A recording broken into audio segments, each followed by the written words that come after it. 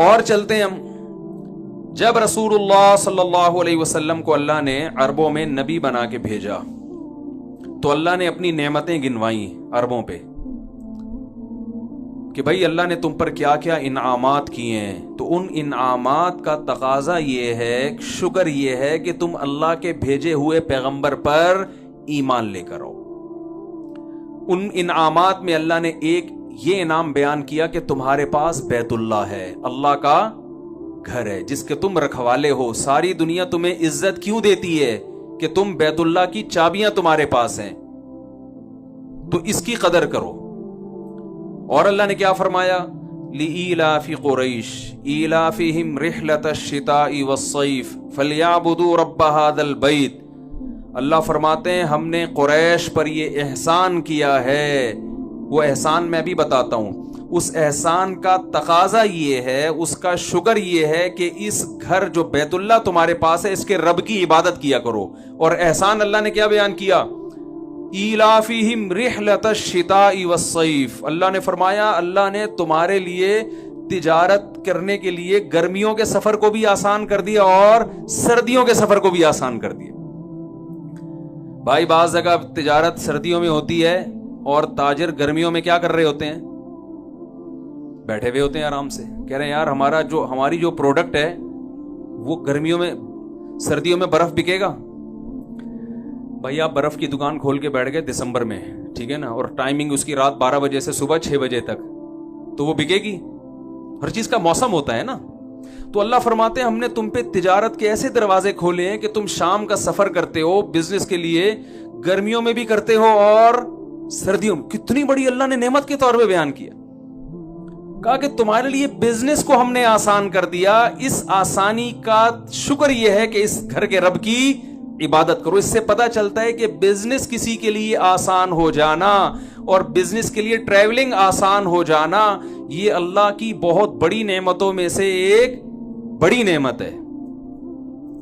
بہت مشکل ہے بات سمجھانا میرے لیے، آپ لوگ کی تو اللہ نے بڑی ذہانت دی ہے. تو اور ہم چلتے ہیں آگے تجارت کے بارے میں. ہم رسول اللہ صلی اللہ علیہ وسلم کی سیرت میں دیکھتے ہیں آپ جب بھی مال کمانے کی مثالیں دے رہے ہیں تو تجارت ہی کی مثالیں دے رہے ہیں. تجارت کی فضیلت بیان کروں گا کہ اسلام میں کمانے کا جو اصل طریقہ ہے وہ بزنس ہے.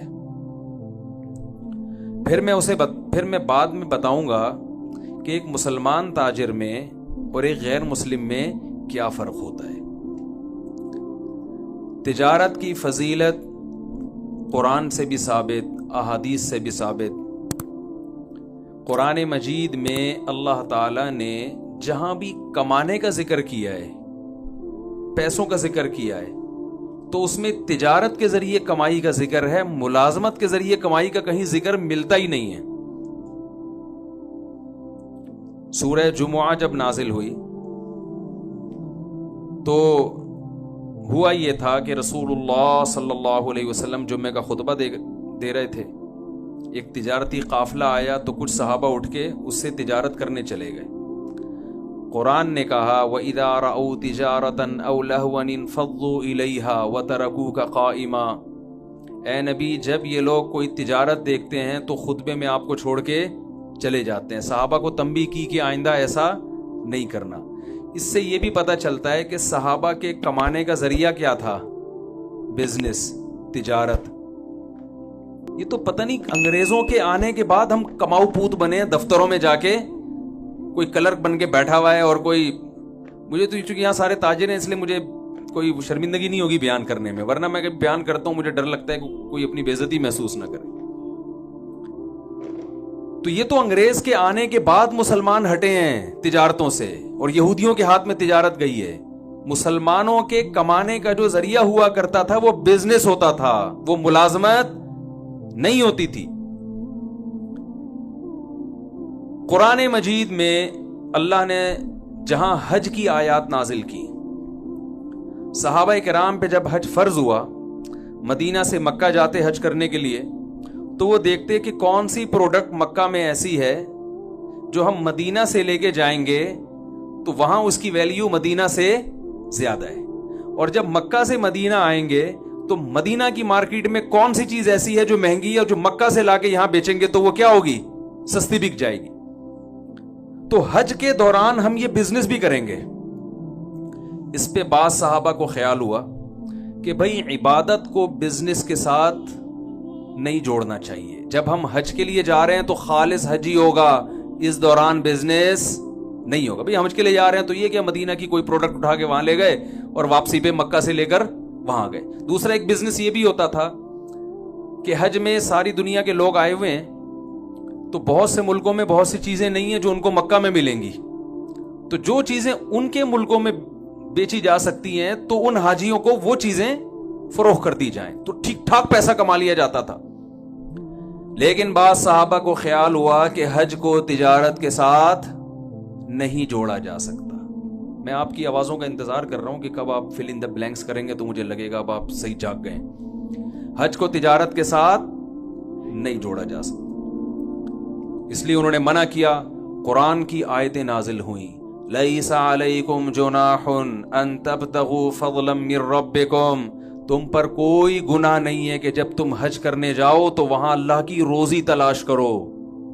یعنی جو تجارت تم کر رہے ہو اس میں کوئی حرج نہیں ہے, حج بھی چلے گا ساتھ ساتھ بزنس بھی چلتا رہے گا, اس میں کوئی گناہ نہیں ہے. اس کے بعد سے آج تک حج اور بزنس ساتھ ساتھ. بھائی ساری دنیا کے لوگ جمع ہو رہے ہیں تو اچھا ہے نا, مسلمان کو اگر بزنس کا بھی موقع مل رہا ہے تو ضرور کرو. اللہ نے فرمایا کوئی گناہ نہیں ہے, لیس علیکم جناح, کوئی حرج نہیں. گناہ سے بھی ہلکی چیز ہے حرج. بعض لوگوں کا تقوی کا معیار بہت اونچا ہوتا ہے, وہ کہتے ہیں ہم گناہ سے بھی بچیں گے اور ایسی چیز جو گناہ تو نہیں ہے لیکن ایک اچھی نہیں سمجھی جاتی, غیر اخلاقی سمجھی جاتی ہے, وہ اس سے بھی بچتے ہیں. تو اللہ نے یہاں فرمایا کہ صرف اس میں اسم نہیں کہ اسم گناہ کو کہتے ہیں, کہ تجارت حج میں کرنے میں گناہ تو دور کی بات, کوئی حرج بھی نہیں ہے, کوئی غیر اخلاقی غیر شائستہ حرکت بھی نہیں ہے. لوگوں کے تانوں, لوگ کسی کو تانا دینے کی تمہیں اجازت نہیں ہے کہ یار یہ کیا بات ہے, یہاں سے پاکستان سے چل کے مکہ جا رہا ہے تو اس نے کہا چلو یار مکہ میں عربوں کو یہ پروڈکٹ پاکستان کی سستی ہے تو وہاں لے جا کے بیچ دو, کوئی مسئلہ نہیں ہے اس میں, یا وہاں کی چیز یہاں لا کے آپ فروخت کر دیں. تو یہ آیت بھی کس کے بارے میں ہے؟ تجارت کے بارے میں. یعنی مال کمانے کے جتنے ذرائع قرآن میں ذکر ہو رہے ہیں, بزنس کے علاوہ کسی اور چیز کا ذکر ہو ہی نہیں رہا. ایک شخص آیا آپ صلی اللہ علیہ وسلم کے پاس بھیک مانگنے کے لیے, عرض کیا یا رسول اللہ پیسے چاہیے. آپ صلی اللہ علیہ وسلم نے فرمایا کیا تمہارے پاس کچھ ہے نہیں گھر میں؟ یعنی آپ صلی اللہ علیہ وسلم اسے بھیک سے بچانے کے لیے کمانے پہ ڈالنا چاہتے تھے. تو آپ یہ بھی کہہ سکتے تھے کہ جاؤ فلاں کے ہاں ملازمت کرو جا کے. آپ نے یہ نہیں فرمایا, فرمایا تمہارے پاس کچھ بھی نہیں ہے. انہوں نے کہا کچھ بھی نہیں. کہا کچھ تو ہوگا. وہ ایک پیالہ اٹھا کے لے آئے. آپ صلی اللہ علیہ وسلم نے فرمایا اس پیالے کو کون خریدے گا, کتنے میں؟ ایک صحابی نے کہا 1 درہم نے. آپ نے فرمایا کون ہے جو اس سے زیادہ میں؟ یہ بزنس باقاعدہ سکھایا جا رہا ہے. غلط تو نہیں کہہ رہا بھائی میں؟ جاب کی طرف رہنمائی نہیں کی جا رہی, کس کی طرف کی جا رہی ہے؟ بزنس. اور صرف ایسی گائیڈنس سید الانبیاء کہ بھائی تمہارے پاس کچھ بھی نہیں ہے تو آؤ ہم تمہیں طریقہ بتاتے ہیں, اس طریقے سے پیسے کمانا سکھاتے ہیں کہ بزنس بھی ہو جائے گا اور تم لوگوں کے سامنے ہاتھ پھیلانے سے بھی بچ جاؤ. آپ یہ کہہ سکتے تھے تمہارے گھر میں اگر برتن ہے نا اسی کو بیچ کے پیسے کمانا شروع کرو. وہ صحابی کہتے ہیں یا رسول اللہ وہ کھانے کی پلیٹ ہے, اسی کو اگر میں نے بیچ دیا تو میں تو اس جس برتن میں کھاتے ہیں وہ بھی غائب ہو جائے گا, تو کھاؤں گا کس؟ شاپر تو تھے نہیں نا اس زمانے میں, کھاؤں گا کیسے؟ اس کی رہنمائی کی جا رہی ہے. آپ صلی اللہ علیہ وسلم نے فرمایا کون ہے جو خریدے گا؟ ایک صحابی نے کہا 1 درہم. فرمایا 1 سے زیادہ میں کون خریدے گا؟ یہ نہیں فرمایا کہ سستے میں بیچ دو, 1 درہم میں دے دو اللہ کھلائے گا تمہیں, بلکہ 1 سے کم میں وہ آدھے میں لے رہا ہے وہ آدھے میں دے دو, سستا ترین کر کے بیچو. اس لیے کہ کھلانے والا کون ہے؟ اللہ. یقیناً اللہ کھلانے والا ہے. لیکن اگر نبی صلی اللہ علیہ وسلم اس موقع پہ یہ طرز عمل اختیار کرتے تو مسلمانوں پہ بزنس اور تجارت کا دروازہ بند ہو جاتا. بزنس تو بزنس ہے, اس میں جھوٹ بولنا جائز نہیں, بیوقوف بنانا جائز نہیں, لیکن بزنس کی ڈیفینیشن ہی ہے بھائی اپنی پروڈکٹ پہ کس طرح زیادہ سے زیادہ ارننگ ہو سکتی ہے. ایک دوسرے کی ضرورتوں سے کیسے فائدہ اٹھایا جا سکتا ہے. تو آپ نے فرمایا کون ہے جو اس سے زیادہ میں خریدے گا؟ صحابی نے کہا 2 درہم میں خریدوں گا. 2 درہم میں بیچ کے آپ نے ان کو 2 درہم پکڑائے. فرمائے ایک سے کھانا خریدو اور ایک سے کلہاڑی لو. وہ کلہاڑی خرید کے لائے, دستے مبارک میں لگائے, فرمایا جاؤ جنگل سے لکڑیاں کاٹ کے بیچو. انہوں نے اچھے خاصے پیسے جمع کر لیے, برتن بھی آ گیا, کھانا بھی آ گیا, صحیح ہے نا, اور اضافی پیسے بھی. تو کس کی طرف رہنمائی کی جا رہی ہے؟ وہی بھول گئے, بزنس کی طرف. صحابہ کرام میں ہم دیکھتے ہیں جتنے بڑے بڑے صحابہ تھے سارے تاجر تھے. آپ کا کیا خیال ہے اس زمانے میں جو جنگیں ہو رہی تھی جہاد میں, تو کیا ان میں مالی وسائل کی ضرورت نہیں ہوگی؟ میں ذرا آپ کو نا ایک ہمارے جامعۃ الرشید نے صحابہ کرام کے جو اثاثے تھے, جو بڑے مشہور صحابہ ہیں, ان کے اثاثوں کو باقاعدہ کیلکولیٹ کیا تھا تاریخی کتابوں سے نا, کہ ان صحابہ کے اثاثے کتنے تھے, بزنس کی بیس پر ان کے پاس کتنے مالدار تھے یہ. تو میں ذرا آپ کو وہ تھوڑی سی ایک جو ان کی تیاری ہے نا وہ میں آپ کو پڑھ کے سناتا ہوں.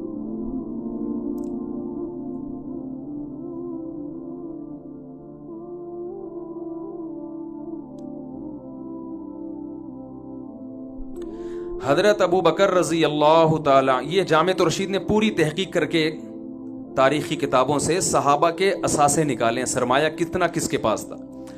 حضرت ابو بکر رضی اللہ تعالیٰ عنہ کے پاس 40,000 درہم چاندی تھی, جو کہ آج کے حساب سے 58 کروڑ روپے بنتے ہیں.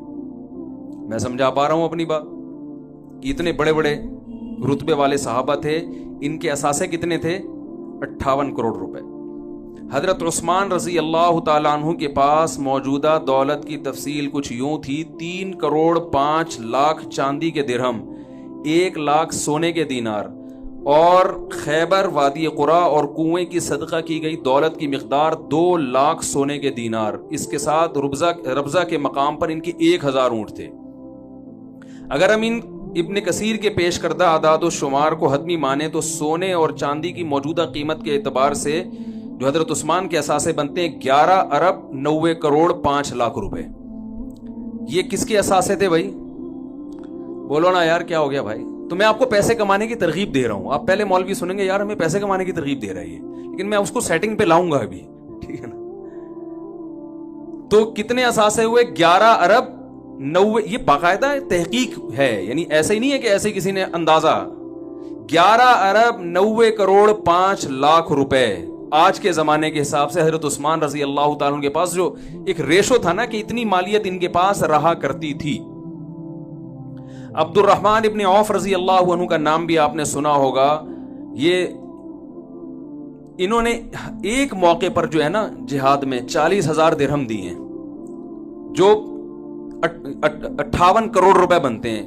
جس نے 58 کروڑ کا چندہ دیا ہوگا تو چندہ تو آدمی اپنی آمدن میں سے کچھ حصہ نکالتا ہے نا بھئی. ایسا تو نہیں ہوتا کہ آپ کی چندہ دے کے آپ خود چندے کے مستحق بن گئے تھوڑے دنوں میں, ایسا تو نہیں ہوتا نا. اپنی انسان جو ارننگ کا ذریعہ وہ تو سنبھال کے رکھتا ہے نا.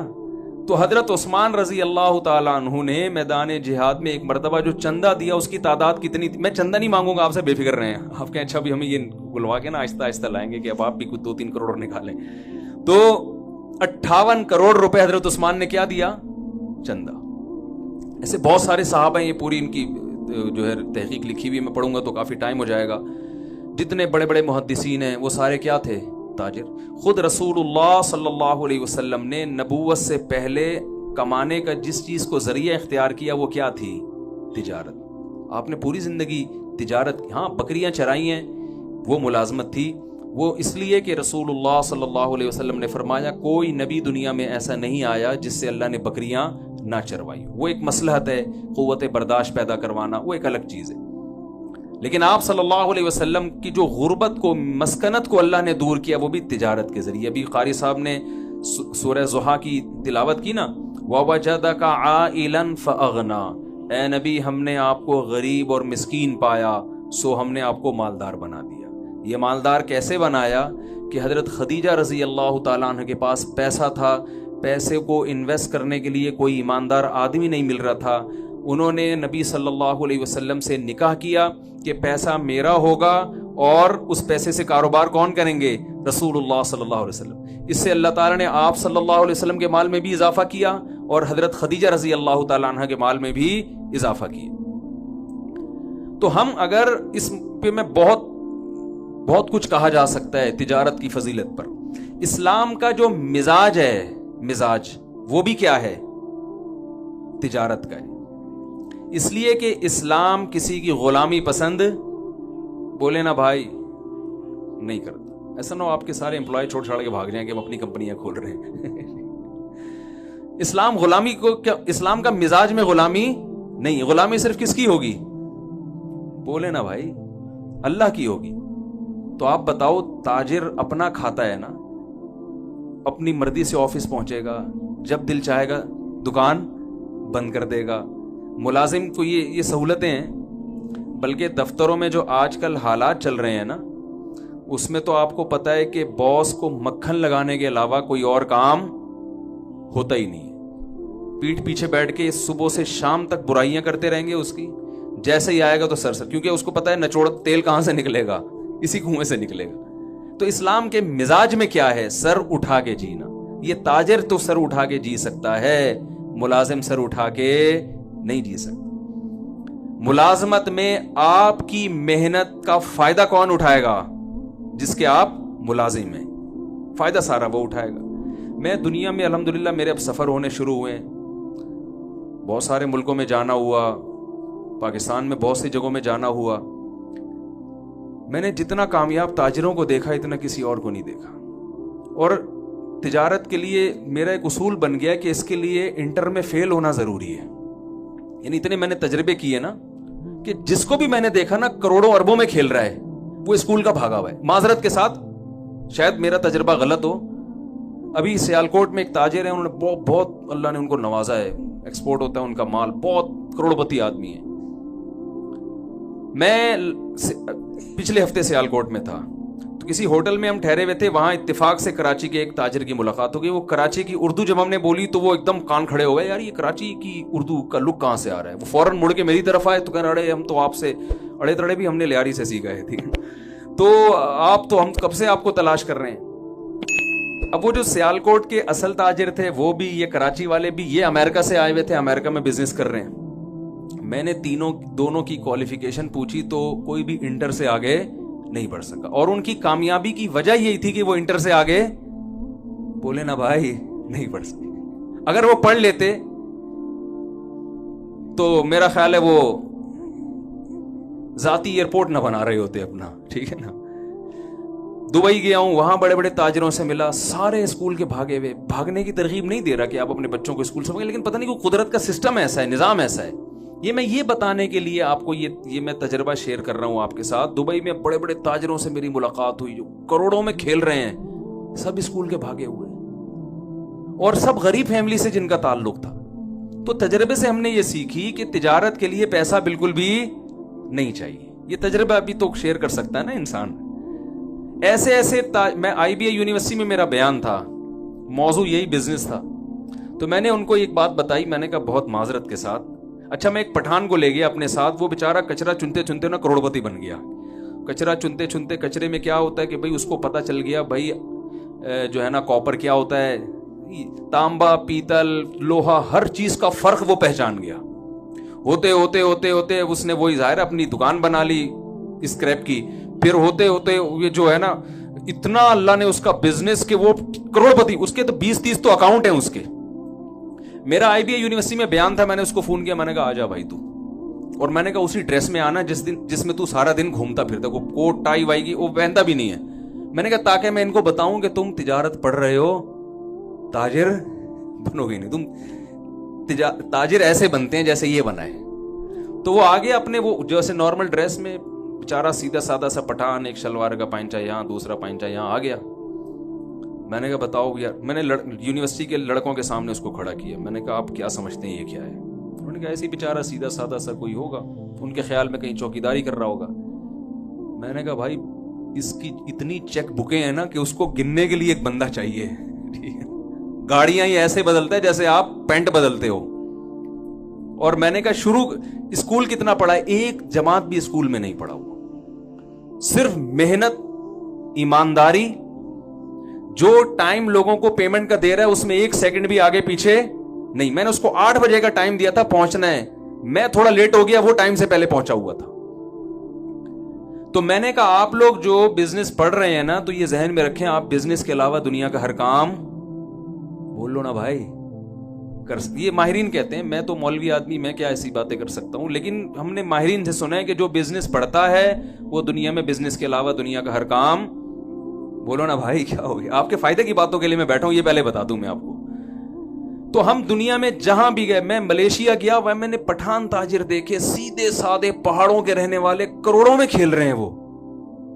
لنکاوی جزیرہ سنا ہوگا آپ نے, وہاں ایک بہت بڑا تاجر ہے. میں اس لیے زیادہ نہیں قریب جا رہا کہ وہ کہے گا یار ہمارے سارے راز فاش کر رہے ہو آپ مجھ سے بیٹھ کے. یار تم یہاں تک کیسے پہنچے, تمہارے ہوٹل ہیں, تم اتنی ارننگ کیسے کر رہے ہو؟ بھائی ہم تو ایسے ہی آئے تھے بھگوڑے, کچھ تھا نہیں پاکستان میں, ہمیں مل نہیں رہا تھا, یہاں بھگا دیا. تو یہاں ہم نے جس چیز میں ہمیں لگانا کہ اسے خرید کے بیچنے میں کچھ پروفٹ ہے, وہ ہم نے وہ کام کیا. اور 8-10 سال میں اتنا تجربہ ہو گیا کہ آج اتنے بڑے بڑے ان کے ڈاکٹر ذاکر نائک ان کے ہوٹل میں جا کے ٹھہر رہے ہیں. حضرت مفتی تقی عثمانی صاحب جا رہے ہیں وہاں پہ, ہمیں بلایا اس نے. تو آتا کچھ بھی نہیں ہے. تو پہلے تو میں یہ تجربہ شیئر کرنے کا مقصد یہ ہے کہ اسلام نے بزنس کو اتنا زیادہ فوکس کیوں کیا. اس پہ اور بھی بہت سی آیتیں, حدیث ایک روایت میں آتا ہے رسول اللہ صلی اللہ علیہ وسلم نے فرمایا تسعۃ اعشار الرزق فی امتی فی التجارہ. روایت میں آتا ہے کہ نبی صلی اللہ علیہ وسلم نے فرمایا میری امت کے 10 میں سے 9 حصے رزق اللہ نے تجارت میں رکھا ہے. 10 میں سے 9 حصے کس میں رکھا ہے؟ تجارت میں. ہم کہاں تلاش کر رہے ہیں؟ دوسرے کاموں میں.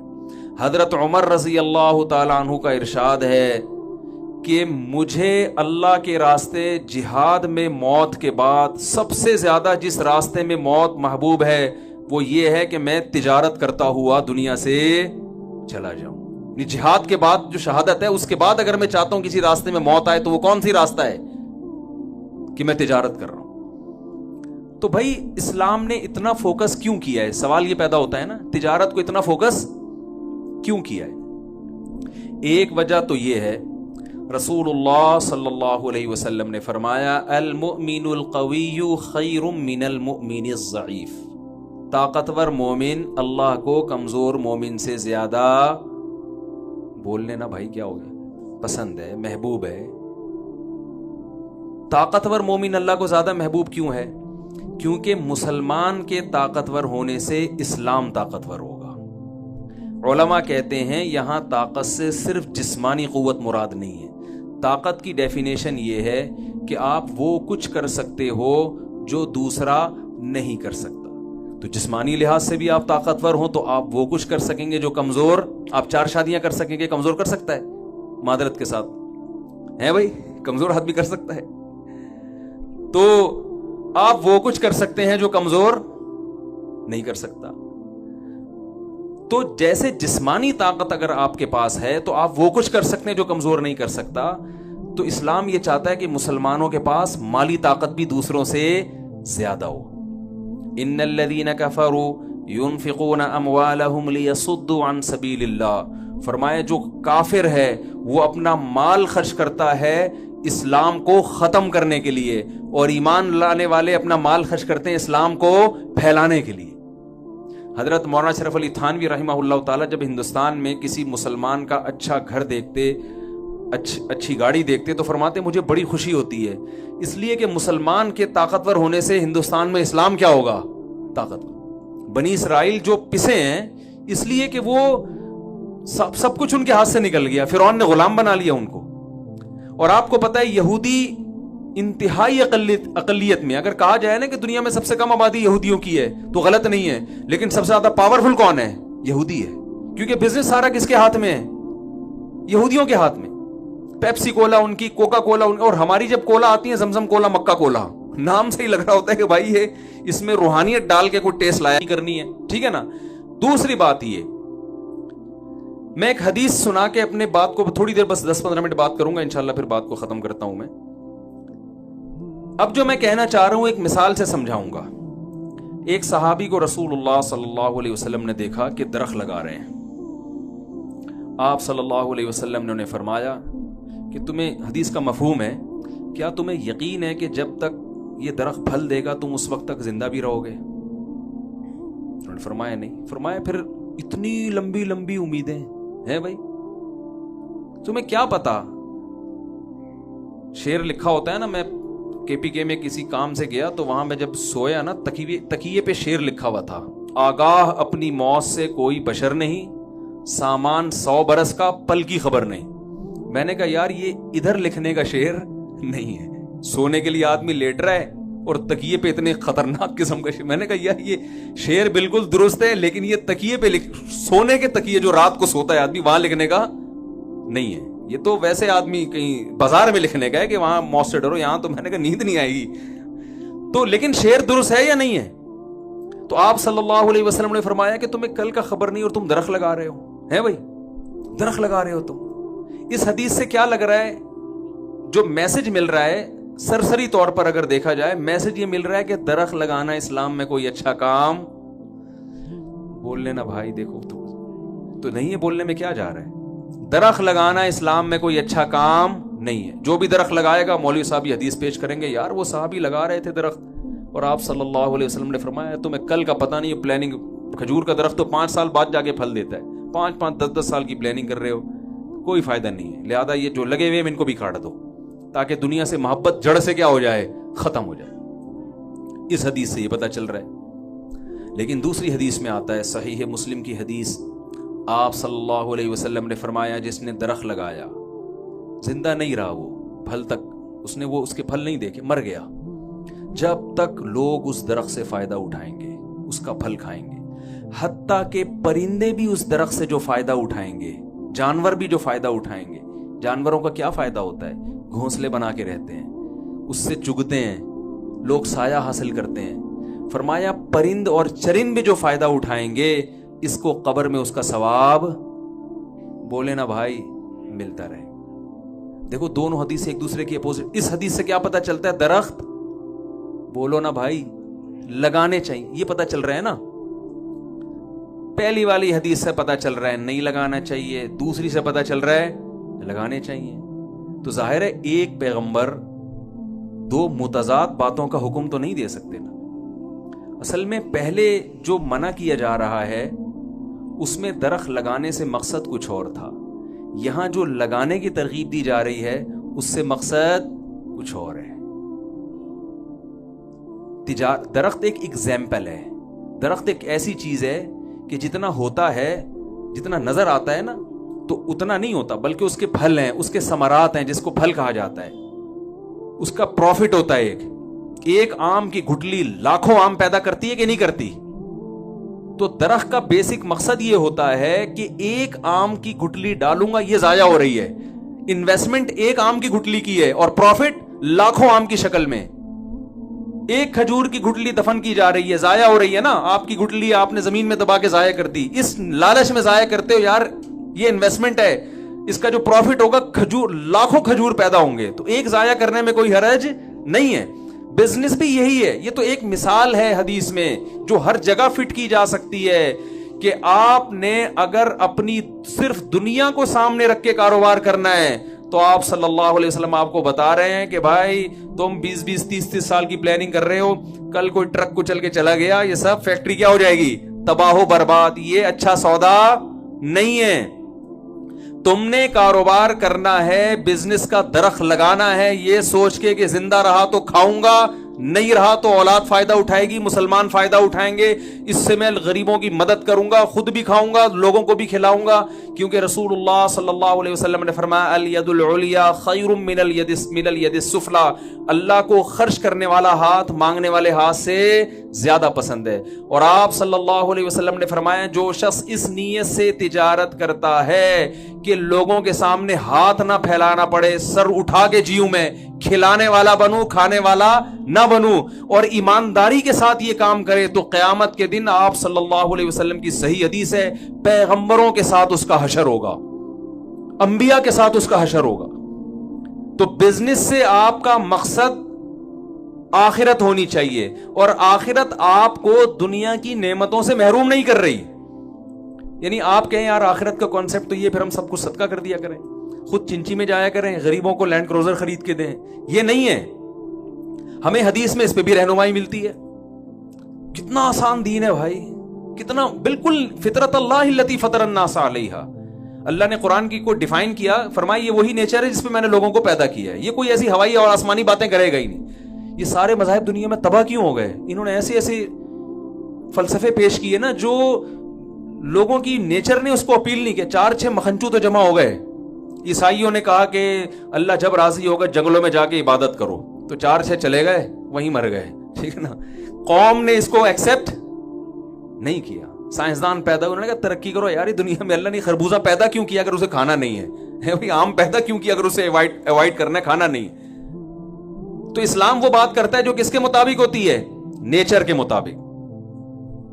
تو آپ صلی اللہ علیہ وسلم کے پاس ایک صحابی آئے.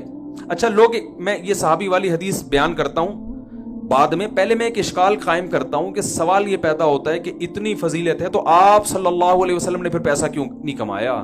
آپ کی غربت میں کیوں موت واقع ہوئی؟ آپ کے کپڑے کیوں ایسے پیون زدہ؟ اور آپ کی سواری اتنی سادہ کیوں؟ اور آپ 40 دن گھر میں چولہا جل کیوں نہیں رہا؟ سوال پیدا ہوتا ہے نا. جب ابو بکر جو آپ کے اتنے قریبی ساتھی ہیں، وہ تو 58 کروڑ روپے کے مالک ہیں، اور نبی صلی اللہ علیہ وسلم ایک چیز کے بھی مالک نہیں ہے. تو یاد رکھیں رسول اللہ صلی اللہ علیہ وسلم کے پاس جتنا پیسہ آیا آپ نے وہ رکھا نہیں ہے. صبح آیا تو شام ہونے سے پہلے صدقہ کر دیا، وہ رکھا نہیں ہے. کیونکہ آپ کو اللہ نے ایسا کامل بنایا کہ اگر آپ رکھ لیتے نا، کل غیر مسلم اعتراض کر سکتے تھے کہ یہ سارا کس کی مسئلہ تھا، یہ نبوت اصل میں پیسوں کا معاذ اللہ. تو آپ نے اپنی ذات کو ایسا بنا کے رکھا کہ کوئی کل انگلی نہ اٹھا سکے، کوئی معاذ اللہ نقل کفر عیش و عشرت کا تانا نہ دے سکے. جیسے آپ نے اتنی شادیاں کی نا، تو اب غیر مسلم تانا دیتے ہیں یار معاذ اللہ اتنی شادیاں کی آپ نے. تو بھائی آپ نے جو اتنی نکاح کی ہے، وہ نکاح کا طریقہ اگر آپ دیکھ لیں تو پھر پتہ چلتا ہے کہ معاذ اللہ نقل کفر یا عیاشی کی بیس پہ یہ نہیں ہو سکتے. کیوں؟ اس زمانے میں سب 10 بیویاں رکھا کرتے تھے، عرب میں رواج تھا، اور جلدی شادی کیا کرتے تھے. آپ نے شادی دیر سے کی 25 سال کی عمر میں، حالانکہ اس زمانے میں رواج کیا تھا؟ 15 سال کی عمر میں. آج بھی گاؤں دیہاتوں میں سب کب نکاح کرتے ہیں؟ 15 16 سال میں شادیاں ہو جاتی ہیں. آپ نے پہلی شادی کی 25 سال میں، اور کی کس سے؟ 40 سالہ خاتون سے جو 2 دفعہ بیوہ ہو چکی ہیں. بہت مشکل ہے بات سمجھانا بھائی. کتنی دفعہ بیوہ ہو چکی ہیں؟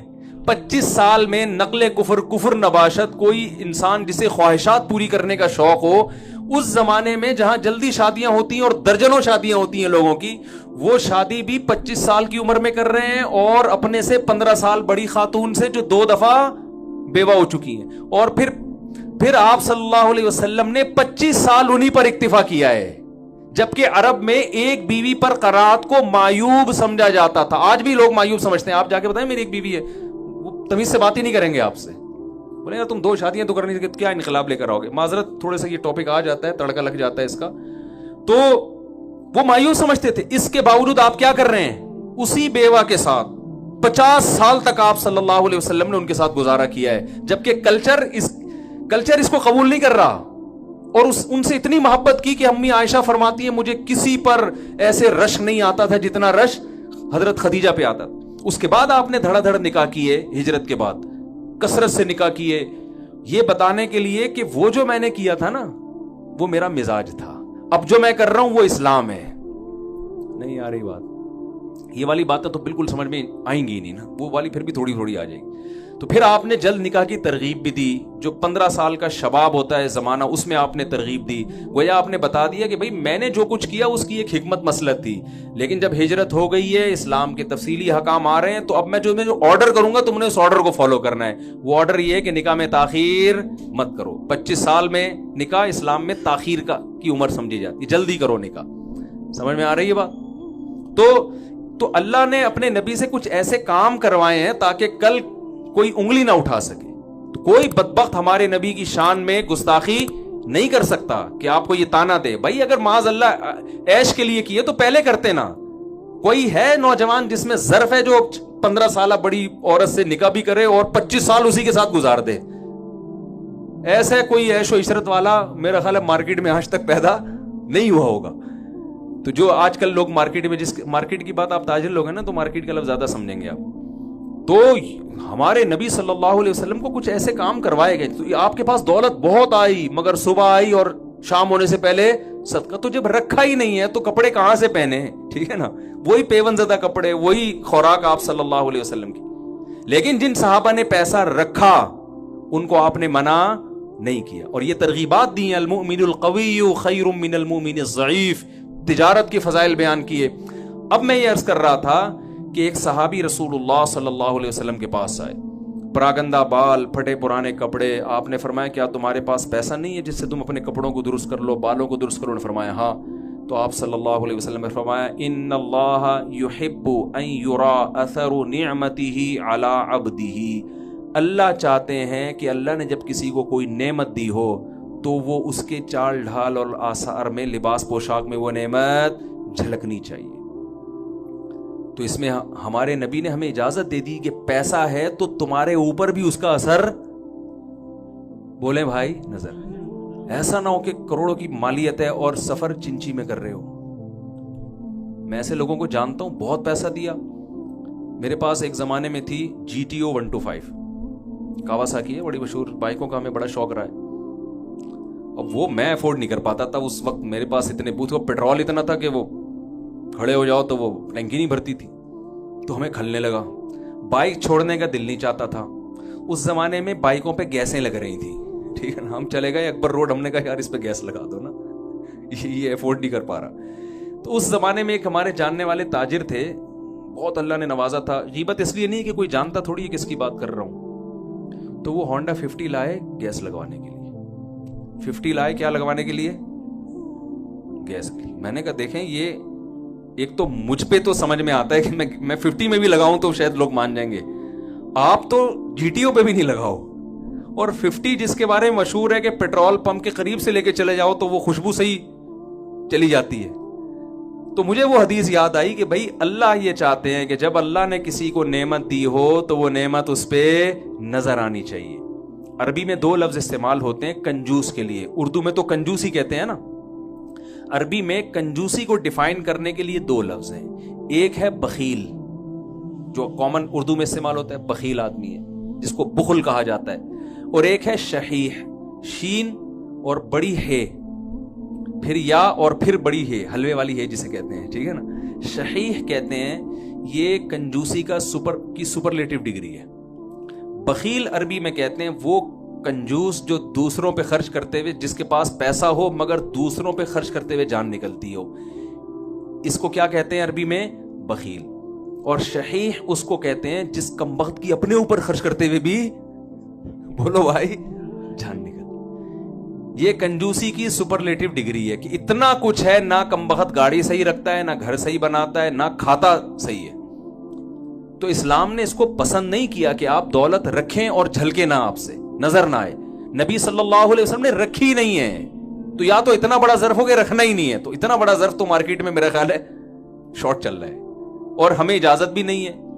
بعض صحابہ کو نبی نے اجازت نہیں دی کہ سب کچھ صدقہ کر دو. فرمایا نہ، سب کچھ صدقہ کرنے کی آپ کو اجازت نہیں ہے. تو آپ نے تجارت سے نیت کیا کرنی ہے؟ نیت ہے آخرت کی. یہ درخت جو ہم لگا رہے ہیں یہ کس لیے لگا رہے ہیں؟ آخرت کے لیے. زندہ رہے کھائیں گے، دوسروں کو بھی کھلائیں گے، مر گئے ہمارے بعد والے لوگ فائدہ اٹھائیں گے. تو چونکہ اب اس میں آپ کی نیت آخرت ہے، تو جس کی یہ نیت میں آپ سچے ہیں یا نہیں ہیں. اللہ قرآن میں اللہ تعالیٰ کا ارشاد ہے افحسب الناس ان یترکوا ان یقولوا آمنا وهم لا یفتنون. لوگ یہ سمجھتے ہیں کہ صرف زبانی دعوے قبول کر لیں گے، آزمائیں گے نہیں. تو اللہ فرماتے ہیں ایسا بالکل بھی نہیں ہے. وَلَقَدْ فَتَنَّ الَّذِينَ مِن قَبْلِكُمْ، جس نے بھی دعویٰ کیا ہے ہم نے اسے آزمایا ہے. تو آپ کہہ سکتے ہیں کہ یار آج سے مفتی صاحب میں نیت کرتا ہوں کہ میرا جو اتنا بڑا بزنس ہے کسی بھی چیز کا، یہ اب اللہ کے لیے ہے. تو لائف اسٹائل آپ کا جوں کا توں، ٹھیک ہے نا. تو اتنا کافی، بولے نا بھائی. اس سے یہ نہیں ہوگا کہ یہ ساری تجارت میں آپ کو دنیا میں بھی پیڑے کھانے کو، اب آخرت میں بھی آپ جنت الفردوس میں گھومنا شروع کر دیں اس فیکٹری کی وجہ سے. اتنا نہیں ہوگا. یہ نیت تو 2 منٹ میں کوئی بھی کر سکتا ہے نا بھائی. بھئی میں نیت کرتا ہوں اس لیے کہ یہ میرا بزنس آخرت کے لیے، تو نا نا نا نا نا، یہ نیت کر کے پھر اس نیت پہ کچھ چیزیں مرتب ہوں گی، چونکہ اس میں آپ کا اصل مقصد ہے آخرت۔ مقصد کیا ہے؟